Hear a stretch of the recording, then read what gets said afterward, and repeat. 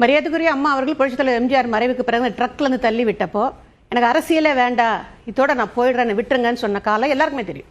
ஆனால் அன்றைக்கு மரியாதைக்குரிய சின்னம்மாவோட குடும்பம் தான் உங்களை கூட இருந்து, இல்லைன்னா அன்றைக்கி அதிமுக வரலாறு முடிஞ்சு போயிருக்கும். அம்மாவுக்கு அதுக்கப்புறம் எனக்கு பாதுகாப்பு இல்லை, நான் போறேன்னாங்க.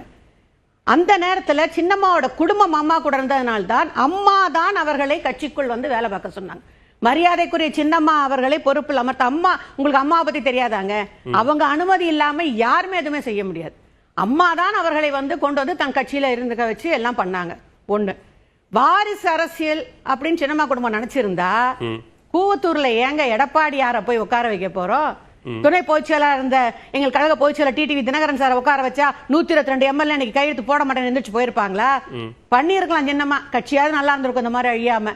என் குடும்பத்துல இருந்து யாரும் வேண்டாங்கிறதுனால தானே ஒரு கட்சியில ரொம்ப காலமா இருக்கிறாருங்கிற நம்பிக்கைக்குரியவரா இருப்பாருங்கிற நம்பிக்கையில தானே எடப்பாடியாரை கொண்டு உட்கார வச்சாங்க.